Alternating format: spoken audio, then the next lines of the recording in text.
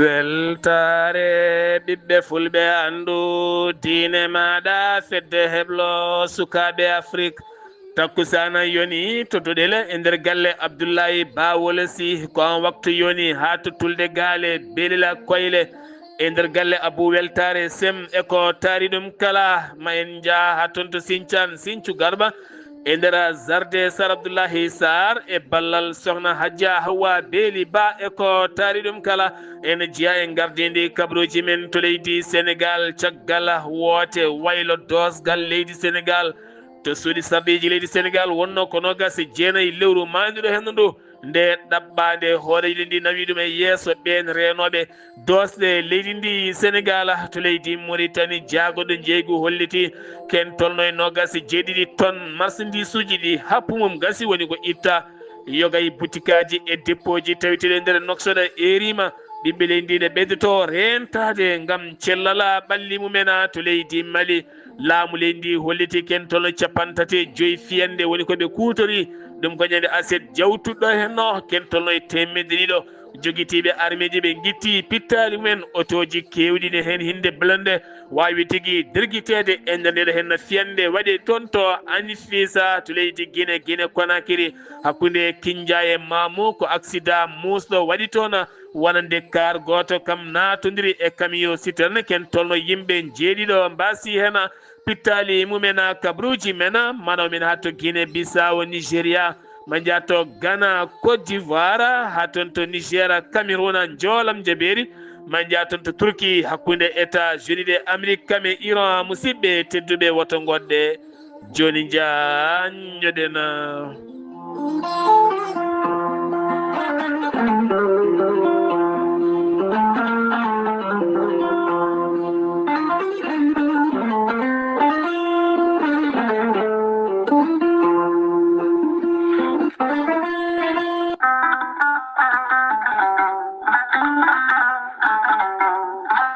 gorelte ko aadi yanke mo firtata aadi e jayde mon weltare TV gorelte ko aadi yanke mo firtata aadi e ɓen safrotoɓe mum kala gorelte holliti wonande ɓen safrotoɓe mum kala kolliti mbi'i alhamdulillah ɓen tampunoɓe to banggue ɗaɗi musoji tuƴiɗo yahata juma ni jama ni jokkoyde enɗam kala gorelte holliti ɓen ɓe nangata taare joguiɓe caɗele diabète tension ɓandu jaaɗoru ɓandu wuloru eɗin fannuji kala hewɓe kolliti dañi hen jaam hay so tawi woni rafiji ɗin jangtuno kay gorelte kala gorelte ene andina dendagal bandiraɓe kala ko haako koko haako naturel iwko toon to koridinoro ari ko wallude e safrude a wulnat tan aɗa yara aɗa yiito cellal ɓandu maɗa an jiɗɗo andude ko woni gorelte jahata koto site mabɓe internet mbaɗa www.gorelte ma janggan hoore maɗa kala muma so tawi noon ko tonggode gorelte jiɗɗa hebde beele mbawa jokkodirde mabɓe so tawi gonɗa ko juude guuriki jokkodirta koye sohna Guedda Sy mbatta ko 00 221 77 267 16 66 so tawi noon gonɗa koto Saint-Louis jokkodirta koye Mamadou Diop to nokku biyeteɗo Balkosa Juma Abbas Sall mbatta ko 00 221 77 417 83 88 so tawi noon gonɗa koto Mauritanie Noksoɗa jokkodirta koye Adama Niang ɓurandirede Boynasa mbatta ko 00 222 47 85 20 96 so tawi noon gonɗa koto Pété jokkodirta koye Aboubacry Sangota mbatta ko 00 221 77 574 25 51 so tawi noon gonɗa koto Sinthiou Bamamɓe jokkodirta koye Al Houseynou Hamadi Ba mbatta ko 00 221 77 204 55 90 so tawi noon gonɗa koto États-Unis de Amérique jokkodirta koye Abou Sow Kawral Fouta Business mbatta ko +1 34 77 01 56 77 so tawi noon gonɗa koto leydi France jokkodita koye Harouna Gaïda mbatta ko 06 50 99 64 43 musidɓe tedduɓe gorelte e jeese men dañen hen jamma. salade aadi ɓuri firtude aadi ceerno Djiby Sy wi ko firtata aadi mo addire jande weltare ɓiɓɓe fulɓe andu diine maɗa weltare TV. ceerno Djiby Sy ko wittiyanke leɗɗe ko safriyanke safruji fina tawa ceerno Djiby Sy ko jaadindo ɓaala wala danwal kala gandu bidde laaɓaɗo leɗɗe. ceerno Djiby Sy ne safar rafiji kewɗi ɗe jiiɗa cirola omo safar rewɓe wonduɓe kista fibrom dogam sita rewɓe ronkoɓe sowade rewɓe ustoraɓe dawago e rewɓe sattoraɓe kala. ceerno Djiby Sy ne yawrana worɓe ustoraɓe gorago yawɓe yitade koye men e jippiɓe leece kala. e on fannu ceerno Djiby Sy ne jogui leɗɗe wiyete ko muuɗa hirna ƴetta ɗum joni joni moosa nofuru nofuru. ceerno Djiby Sy ko laaɓɗo reedu ko malaɗo woni. ceerno Djiby Sy ene jogui pegge e usula ɓeydoje arsigaji pirtoji dabruji. ceerno Djiby Sy ne wiye dendagal kiline mum to mbawɗa wonde kala so tawi on pamodiri leɗɗe ma e safroyima jettoma hano hannirta ni. ceerno Djiby Sy ne jogui leɗɗe e fannuji tati hen fannu goto ene safra fodde 1 rafi fannu goɗɗo ko fodde 19 fannu tataɓo ene safra fodde 100 rafi. ceerno Djiby Sy ene andina dendagal kiliyeɓe mum ewro saaha joni mo tawe to Wourossogui. so tawi a ari ha Wourossogui yaltirde Wourossogui lawol faade Nabbaji dernier station so tawi a limima banggue ma ñaamo ma tigui galle ceerno Djiby Sy walla so tawi a ari ha ɗon to station so tawi a noddimo ma hemmo hano hannirta ni. ceerno Djiby Sy noon numéro makko leydi Sénégal tawi ko numéro appel mbatta ko 78 128 35 98. ceerno Djiby Sy numéro makko WhatsApp ko numéro leydi Mauritanie mbatta ko 00 222 47 22 80 84. ceerno Djiby Sy ko bawɗo listikar ko indema inde nenema dokkatamo haala ko woni e nder ɓerde ma ha mbiya yoni. ceerno Djiby Sy wonande yiɗi waɗnede listikara ko 2000 francs CFA. omo jogui numéro Wave e numéro Orange Money. numéro makko Wave e numéro Orange Money 78 128 35 98. ceerno Djiby Sy ko laaɓɗo reedu ko malaɗo woni e base makko ne golloto Nouakchott en tawi ɗon meñi ko wiye ceerno Alassane Sy. sa jokkodire e ceerno Djiby Sy tawi ko leydi Mauritanie gonɗa to Nouakchott ma o jokkodire e ceerno Alassane Sy. ceerno Djiby Sy ko laaɓɗo reedu ko malaɗo woni mbadden dando faade makko. kettude kaburuji mon e demgal pulaar Afrique, Asie, Europe, Amérique, Moyen-Orient, Océanie. jam ñalle mon musidɓe tedduɓe jaslari jeetati morse hitande ujunnaje ɗiɗi nogas e jeegoma yonti kumpital men ɗemngala pular ɗo yeeso haalirde he ko musidɗo mon guiɗo mon sehil mon Sar Abdoullahi Sarr tokkarallagal weltare TV ko musidɗo mon Saydou Abouba eɗen ñaagui yafuya noon dande ne ɗeeɓi nangguede seeɗa wonande ceerno Abou Diaba Sow mo beelila gawde mo ganduɗen no feewi ene tintine dendagal musidɓe e bandiraɓe sehilaɓe e woddaɓe almuɓe kala jiɗɗo yiide ceerno Abou Diaba Sow mo beelil gawde oɗo saha mo tawe e nder Dakar laamugo leydi Sénégal toon to Grand Yoff walla mbiya toon to Escade Urbane woni to tawete sa yiiɗi jokkodirde makko noon mbaɗata ko tonggode leydi Sénégal 77 437 62 82 o ɓooyata ɗo henna noon kanko ceerno Abou Diaba Sow mo ganduɗa ko guiɗo jayde weltare TV ɗoftiri ɗum jamma e ñalawma ko pittal mine ɗemngala pular gattaten koye hoorejo leydi Sénégal hono Bassirou Diomaye Diakhar Faye caggal walande sumgoji bannoji fitinaji toon to sursarɗeji leydi Sénégal taw koye ñalawma waylo dosɗe gendi leydi Sénégal wonno ko nogas e jeenayya lewru mayduɗo hen ndu caggal nden ɗaɓɓade nde yetti hoorejo leydi ndi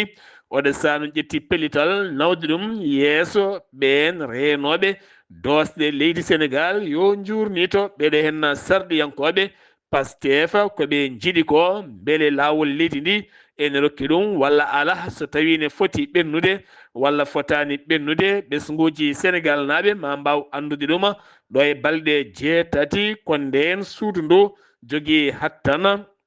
wawde yurritade kala muɗuma e nder ndeɗo hen ɗaɓɓane nde waɗi ɗuma horejo leydi Sénégal pelle sandikaji heedanɓe ɓen gollotoɓe nder leydi Sénégal eriɓe wonande kay hofgo juuɗe ɗum ko ñande sappo nduɗo hen lewru e gardugol Mody Guiro ko waɗum ko noon gouvernement leydi Sénégal erimamaɓe e kaldigal taw koye jagorɗo fannu oɗon woni Mamadou Lamine Diante oɗon sana ɓe goni koye kaldigal mangal jokku ha ñalawma alhamisa o ko waɗa ɗum ko noon ɓen heedanɓe gollotoɓe ɓe kolliti jeeyi sababu kay natandeɓe hofgo juuɗe wonande kay ko wasdeɓe hebde fandare nde ɓe keeɓi e laamu ngu ha tenti noon yogay podoje eko fate ɗiɗon fannuji kala mumena waɗɓe kay jogorɓe natande hofgo juuɗe ko heedanɓe cellal ɓalli e nder leydi ndi Sénégal ɓe kolliti ñande jeenayi e ñande sappo ɗum ko janggo alhamisa ha fenma aljuma kala ɓe kolliti cuuɗi safara ɗi hay goto gollata gam hollide mette mabɓe faade laamu leydi Sénégal wonande toɓɓe kaldanoɗe kala ala hen ko gasi haydara tene ɓe kolliti guila to banggue losmaji mabɓe e koɓe kaali ko kala elle mawi laamu ngu wiyatɓe eyi tan so yaaha decci rurnoɓe ten gandi soɓe kaali tesketake ni ngol noon ɓe ƴetti pellitala ummanade nde wolde hay goto ɓe cafrata haaɓe keeɓa pandale mabɓe jagoɗɗo jeygu leydi Sénégal jirtini ɓesguji Sénégal naɓe wonde mbusuji saseji ndiyam jeeyeteɗi e booli hay nokkuji kewɗi kala yoga hen fewnete koye suuɗayru jom waɗi hen marque muɗum heddon yeeye ndiyam ne ɓumna eɗen gueɗe kala o erima nde ɓesguji Sénégal naɓe ɓurata rentade no fewi saabu cellal wonani hen kami boisson ngaji goɗɗi kala pewnaɗi ɗi ganduɗa ko fate service hygiène toppitiɓe laaɓal e cellal ala kala ko kumpiti e ɗiɗon fannuji kala mouvement FRAPP ɓe kolliti noon oɗo sa fandar mabɓe kay ko laamu seydi Sénégal nde ummoto waɗa hen kuule cattuɗe no fewi ko fati ɗe diƴƴe jarateɗe jeeyeteɗe ɗe ganduɗa andaka kala ɗo fewna sifa cellal mum e laaɓal muɗum e ɗeɗo gueɗe kala mumena daawal ɗimmal baccalauréat ɗum ko caggal nde jencude ndi yalti e nder leydi ndi Sénégal ngal daawal ɗimmal fuɗɗoto ko janggo o so haaji jomiraɗo e nder bertidi leydi ndi Sénégal kala jagorɗo on wo siftini wonande ɓen waɗoɓe daawal ɗimmal nde ndentoto téléphone ngaji ha e guykaji e ɗeɗon gueɗe kala ko fati hen kala dumbaɗo e nder kaso toon to dumbirdu ndu Liberté 6 ne tawe e nder Dakar ko candidat baccalauréat o wonno ngol noon kanko ne jeeyama e gañiɓe o baccalauréat joguiɓe nden kay kisala kaso o kolliti hitande kala wo janggi ten kadi wo yaltoyi o joɗima e banguji he o waddi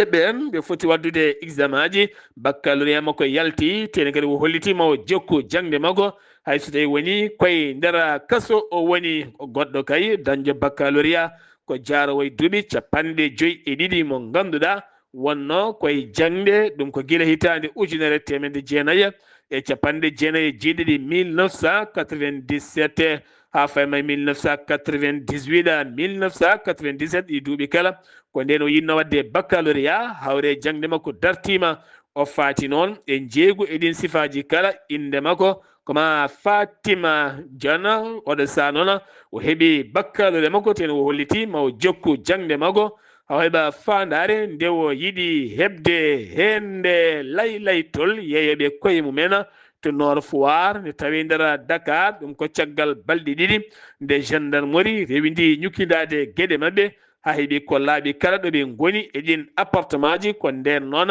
ɓen jani dow mabɓe mbawi tigui nangude hen jeetato hen jeeyo ko rewɓe heddiɓe ko worɓe tatoɓe hen ɗiɗo ko kilaneɓe arnoɓe weltinde pittali mumen goto o noon ko kañum jeeyi galle o ko waɗum ko rewɓeɓe kala ɓe qirlima kay ko ɗum woni golle mabɓe tawlami mabɓe noon produit ji ko wayno sangara huuɗo bonko e gueɗe golle ɓe kutorto gam ɓe tinata muusal caggal ɗum woni golle mabɓe to banggue sifa jeeygu ngol laylayto noon angol jokkiteɗo gandi angol lugguiɗi no fewi e nder leydi ndi Sénégal accident musɗo baɗɗo kikiɗe hanki o ɗum waɗi koto corniche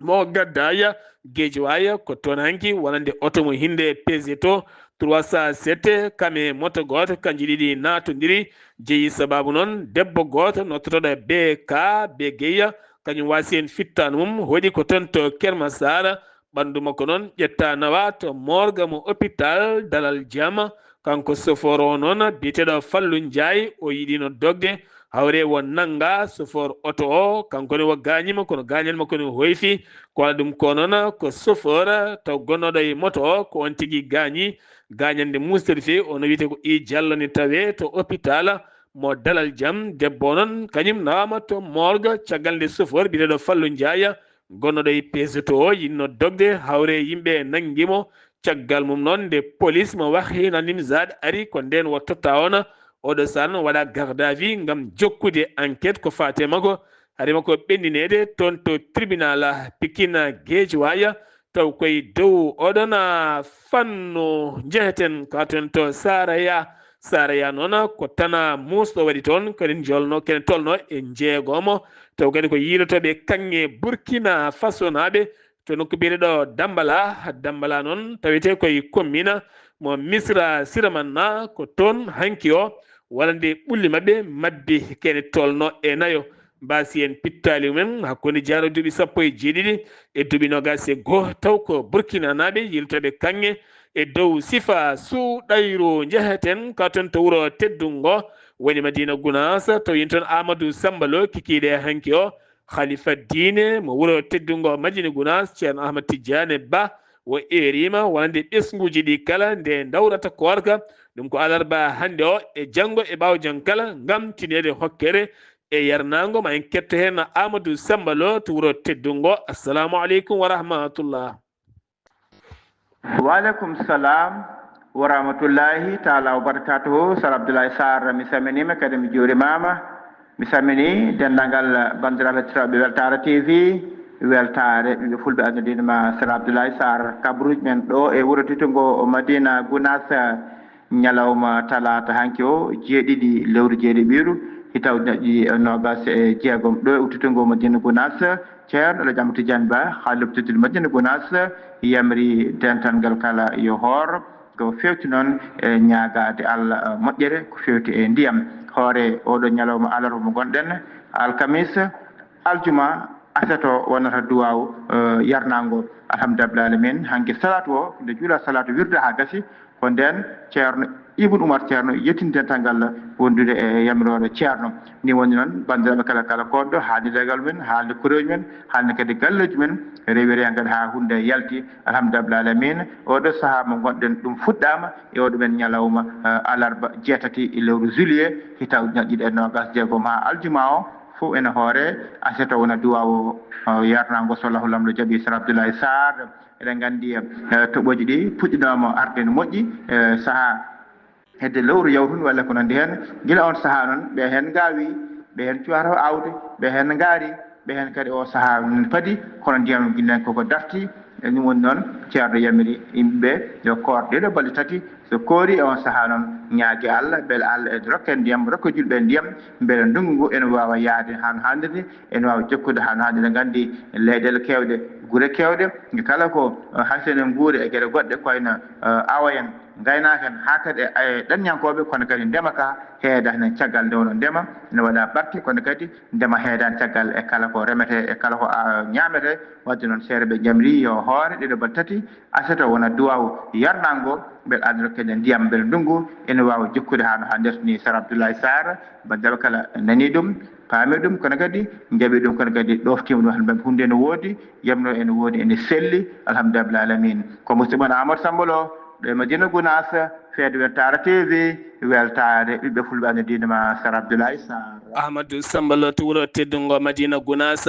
golle ma jooɗi peewi sen geewi toon to wuro teddungo Madina Gounass paaɗen ko toon to leydi Gambie suka Sénégal najo bananoɗo toon ñande 29 lewru manduɗo hen ndu woni biyeteɗo Ibou Ndiaye ɗum wonno ko ñande 29 lewru juin manduɗo hen ndu o warano koto nokko biyeteɗo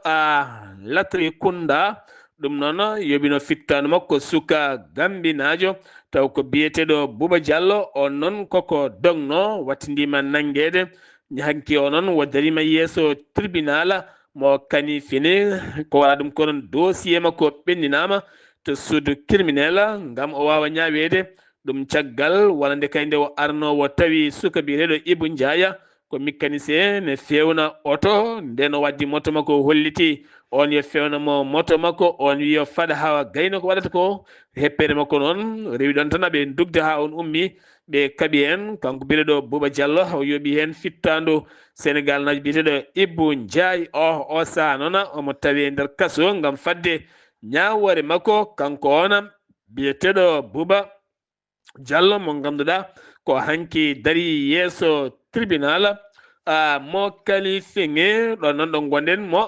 Kanifing ɗo noon ɗo gonɗen toon to Gambie ɗo ciftoten koddanene Abouba leeliɗo toon to Matam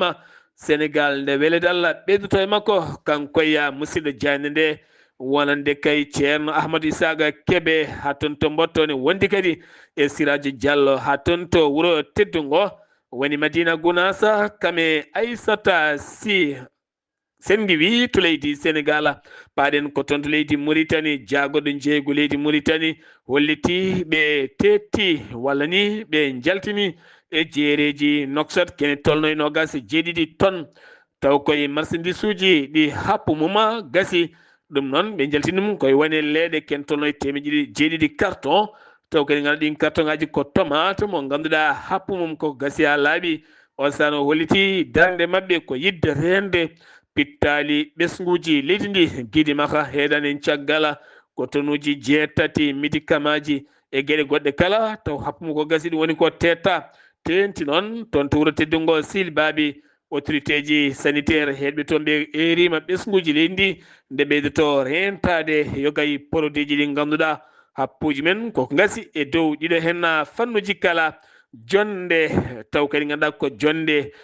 ɗimmire nde Afrique ko mbiyata Forum Afrique ko fate électricité ɗum noon ken tolno e 12 leydi lolima jonde mabɓe adini ko hanki ene jokke tawtorede jagorɗo pétrole mo leydi Mauritanie Mohamed Ould Khalila ɓe mbawi yettotoɓe jaaƴe no fewi ngam irde ngaluji e yaltinde gueɗe pétrole kuɓɓam e ɗi fannuji kala ngam jokkodiral hakkude leyɗele ƴellidde faggudu to banggue énergie ɗe leyɗele ɗe ganduɗa ma won 10 leydi taweteɓe toon to leydi Mauritanie jagorɗo min kame industrien erima wonande ɓen fiyoɓe mburuji joomen foruji tenti kadi joguiɓe isinaji dokkama délai ɗo e lebbi 6 nde ɓe pewnitta kala ko fati ɗereji ɗi ne heptina ɓe goni koye golle taw kadi ko kettinaɗe e fannuji golle ɓe gollata ene siiri koye lawol ɓe goni wonande kay koɓe dokka e on happu ko lebbi 6 Rosso Mauritanie feeriji ɗiɗi baɗoji yangara hen goto dañi caɗele ha teljiɗi yangara kewɗo guila e autoji e camion ngaji gaari ɗon teskama lelgol ngol woni hen ne ɓoyɗon no fewi yehini hayɓe kolliti mbuñaari mawdin ɗon wo hen so ngari ne tobba ɓennine ɓene gara ndumo ɗon kono ko wona ɗum ko autorité ji feeri o ɓe jeddi ɗum ha mimi leydi ɓe kolliti ɗo e balɗe 4 ha 5 ene gasa feeri goɗɗo ma rifti lawol ɗe gueɗe kala ɓuura riftinede lawol beele newnude yangara hakkude Rosso Mauritanie kame Sénégal taw ko taccoɓe ɗon ne taccida e otoji mumen sandikaji heedanɓe remoɓe leydi Mauritanie ɓe kolliti ndema kani muusi produit ji cottiɗi ne ceeri guilay carburant gabo e coñal eɗe gueɗe kala ko watte hen tonne maaro ko yamira yeeye ko 125 ujunere ɗum ɗo hen ko hunde famdude no fewi ko mamdi kala 160 taw ko ujunere uggiya ko wona ɗum kono so wona ɗum kamɓe kay maaro ko wonane ɓe jeeyata ɗum hande saabu wonata ko perte ɓole ngam ñamale e gueɗe kala sa itti ala kala ko keddoɗa hen ala kala ko keddoɗa hen haydara e fannu kaɗo hen ndema so wona caɗele mawɗe no fewi caggal litina daabeje kewɗe mayde toon to kanko sa ɗum noon laamu ngu ƴettino pellital banggue jagorɗo yo lelowal waɗi hen no fewi vétérinaire uji tambiɓe on fannu ene ɓeeta golle ɗam ndiyam jagorɗo holliti ndiyam ɗam ne gasa koko posna taw koye dowa oɗon fannu ñagama yafuy noon dande to Nouakchott walla mbiyen météo mo leydi Mauritanie holliti ɗo e alet paɗo mattuɓoji jippo yoga e nokkuji leydi ndi tenti noon ko wayno hawdayni en ko fayenma diwana Guidi Maha ɗum noon fuɗɗoto ko alet padɗo en o ha yontere fande so jomiraɗo haaji jeheten ka toon to Trizamoura gouverneur mo Trizamoura kam waɗi accident e lawol attara kanko ɗo inde makko ko Idrissa Demba Koreira kanko noon gañande ne saɓori seeɗa soforo kadi ko gañi hen kono ɓe ɗawama to hôpital mo attara ngam yiilade toon safara mabɓe o faano ko toon to Nouakchott cour d'appel de Nouakchott ñalawma hande o yaltini ñawore ɓe sardiyankoɓe ɗiɗo rewɓe dumbaɓe e nder cuuɗi dumbirɗi ɗi leydi Mauritanie woni Mariama Cheikh kame gemo Ashura ɓe ganduɗa ko sardiyankoɓe ɗiɗo ɓe wutteji teddungal men ittaga ko noon tan nanguira ngam tumede ñingde no feewi laamu ngu e on fannu ndumba taƴana duuɓi 5 kaso ñawore nde ustama ittama duuɓi 4 arti ha e duuɓi 2 ko noon fodde duuɓi 5 kama ɓe gotata teni kadi ɓe ƴamata lefol laamu ɓe ngala e dille dawrugol haydara e nder leydi ndi ɗum noon ko caggal nde duuɓi mabɓe koɓe taƴanano usta ɗum ko subaka hande o gartaten ko sifa nden kay kisala wala nde kene tolno e 800 kene colno 80 camion marognaɓe yanoɓe to leydi Mali ne jiiɗi faade ha to Burkina Faso kañumen kaylita gartira ha to Kerola banggue leydi Sénégal e Mauritanie woni rosoji ɗiɗi ɗi holliɗo noon ko journal Maroc taw ko syndicat heedanɓe ɓen dognoɓe otoji biteɗo Cheikh El Hassana yaltin ɗum e journal mo Maroc ɗum uddi kumpital men e ɗemgal Pulara e nder gendi leydi Mauritanie paɗena koto leydi Mali hanki o ko communiqué chef d'état major général armée leydi dirpa holliti kankone Élysée Jean Dawo holliti fiyande wande ñande aset jawtuɗo hen o nayi ndu lewru toon to Anifisa o holliti nde fiyande ɓe kutorima banggue laana ndi wowa ken tolno 55 fiyande woni ko ɓe kutori to banggue dowa ɓe teɓɓiti ken tolno 200 fittandu taw ko joguitiɓe ɓen joguitiɓe noon ko wallidiɓe hakkude jenim kame rebel mo Al-Jawada e Al-Qaida islamique Maghreba ɓe kolliti ken tolno otoji nogas e ko fayi taw ko pick-up ɓe nderguiti en hen otoji 5 blende kame citerne goto ɓe mbawi kadi derguide ɗum hen ene wondi kadi capturɗi kewɗi no fewi holliti ɗum noon ko chef d'état major général armée leydi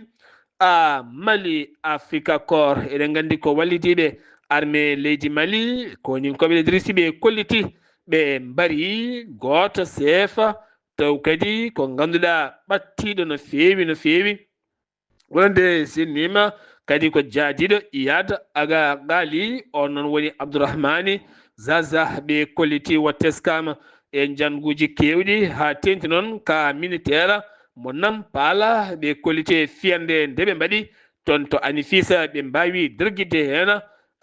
fittandu makko kowoni koɓe armée leydi Mali kolliti hanki o ɓe mbaɗi frappe uji kewɗi no fewi tugganma 9h subaka fayanma 13h ɓe teskima takko wuuro Anifisa ko ɗum ko noon fandare mabɓe kay ko yidde derguide ɓe taweteɓe to Kidal ganduɗa ɓe noon tuumi armée leydi Mali yoɓade pittali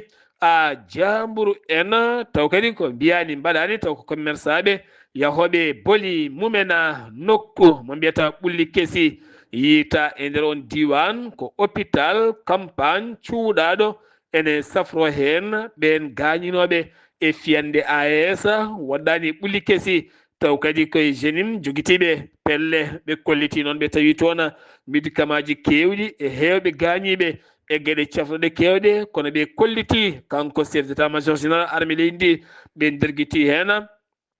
pittali kewɗi no fewi to Masina ko toɓo kame hendu sattudu woni ko ari toon ken tolno 47 mm woni ko jippi kono jaahiɓe wonande kay ko keneɗi ɗi no gardini kuɓeji kewɗe bannoje sengueje gonti ko ɓoole miruji kewɗi jani kuɓeji kewɗe nderguiti autorité ji finoɓe toon enen ndentina ɓesguji leydi ndi yogay nokkuji ɗi ganduɗa ɗibdi joñade walla kotuɗoji walla nokkuje kuɓeje ɗi tiiɗani hay seeɗa to Guinée Conakry yiilatoɓe kanŋe nokku bireɗo Fottoya ene tawi nder sigri ko ɓulli mabɓe mabbi kene tolno yimɓe jeeɗiɗo mbasi hen pittali mumen ɗum ko communiqué autorité ji wonɓe toon ɓe ndentina e kala sa yiltoɓe kanŋe ha tenti noon ɗo leydi soofi wona koye ndungu tolola ko élève goto ka jarowo e duuɓi 16 kañum warti ɗum ko hanki o ɗum ko caggal nde yalti tawa o gañaki hen wonande kay classe mabɓe kala gañima heddi kanko kala ɗo jooɗi ko ɗum tan haalete wonande kay kaari heɓani ko nden noon mette nanguimo o yeehi o yaltini hoore makko oɗo hen aduna ko fate lelawal noon waɗama ko fate bartogol makko accident musto kañum waɗi hakkude Kindia e Mamou nokku biɗeɗo Kolente ken tolno yimɓe jeeɗiɗo mbasi en pittali men ɗum ko camion goto ben citerne kañum natodiri e bis goto baɗowo transport kañ naddi ɗum ko jamma beɗɗoɗo hen o teskama nonde leydi Guinée ne tiiɗi ñalawma garɗo ha ɓenna taw accident waɗani e nder leydi ndi pittali kewɗi keddo hen to Nigéria ko seefuji ɗiɗi jeeyaɓe ISWAB kañumen dokkiri koye men armée leydi Nigéria ɗum ko toon to état mo yobbi e nder opération mindeɗoma hadin kani ko wala ɗum konon ɗiɗo ɓe namto diwan Maiduguri ngam moɗo saaha lelawal waɗe gurdam mabɓe siftirmon ko ɓoyani ko kadi won jeeyaɓe ISWAB dokkiri koye men armée leydi Nigéria to leydi Ghana luural e habre e tikkere ene tawi hakkude leydi Ghana kame Afrique du Sud ɗum ko caggal nde ɓesguji Afrique du Sud naɓe kutori doole ngam yidde kay yaltinde hoɓɓe taweteɓe leydi mumen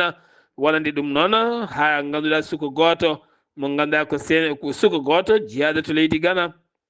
biyeteɗo Basiru Issa mo duuɓi 40 fittano mum itta hen hayso woni kam laamu Afrique du Sud yeddino hay goto waraka hen laamu Ghana holliri hen lelawal lamgal no feewi ko wona ɗum ko noon hooreji leydi Afrique du Sud Cyril Ramaphosa joguino fandare kay ko yidde arde toon to Accra laamugo leydi Ghana ngam joɗodade hooreji leydi Ghana ngam yewtidde ɓeydude guille cehilagal e ƴewde adude lelawal ko fati hakkude leyɗele ɗiɗɗe kala kono ɓesguji leydi Ghana naɓe kolliti cohlanimo e nder leydi mumen to Nigéria batu walla mbiyen to Niger batu hakkude jagorɗe affaire étrangère DAS Burkina Niger Mali hande o jododima e jagorɗo affaire étrangère mo leydi Russie on noon wo immori ko toon to Addis Abeba laamugo leydi Éthiopie jonde hakkude makko e Union africaine jonde mabɓe hande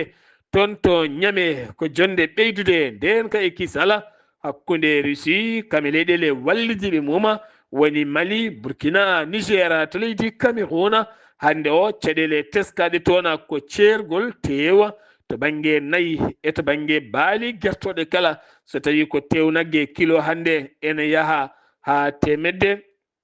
jeeɗiɗi mbuuɗu so tawi guertogal ɓuuri ɗon hewɓe noon ñamoɓe tew dewaɗi duttima e dewaɗi ngam hollideɓe tew rewandu kam kilo ko temeɗɗi tan to Yaoundé Douala Bafoussam e nokku mbiɗe ɗo Bertou so wona ɓen ɓe kutumen haɗi men ñamde hewɓe kolliti ko ɗum tan hande mbawi ngolde tew kona ɗum konon finoɓe to Yaoundé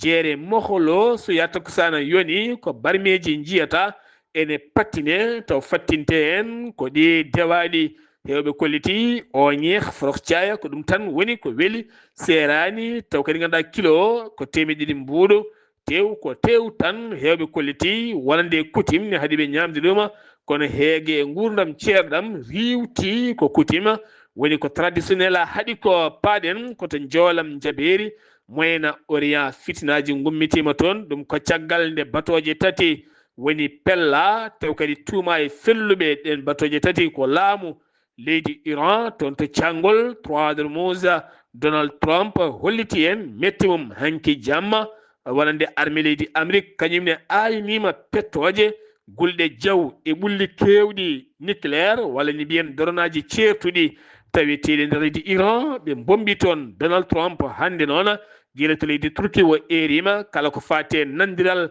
dartingol jeyge hande o gasi ha laaɓi ko haare tan hankadi wonata hakkude Amerique kame Iran hawayɓe fandare makko holliti ko yawre wonnode ɗo nde o yowinde kadi ha ɓuuri tekkude to banggue faggudu e jeeygu gaz pétrole walande leydi Iran kanko Donald Trump holliti ɗum. Iran holliti ma yefto fiyande bonde nde Amérique waɗi hankinde ma bombu basuji Amérique tawiteɗi toon to Bahrayni ha toon to Koweït kala muɗuma ko wana ɗum ko noon hande toon to Turquie jonde taw ko l'OTAN wonande Donald Trump yamiri wonande Ukraine nde fewnata taw kadi ko missile kaɗanoɗo no feewi kono ɓe jaññaki hen e oɗon sifa ko wona ɗum ko noon wonande to Iran taw ko goski wonande Ali Ayatollah Khomeini tacci kerol yeehi ha toon to Irak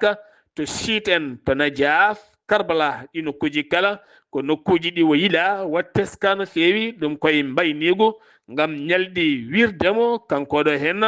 Ali Ayatollah Khomeini mo ganduɗa hande ɓiyum Mujtaba Khomeini haɗo hen so taw yiyede Gaza gasi ha laaɓi wonande Hamas ɗum noon holli ɗum ko gardiɗo Hamas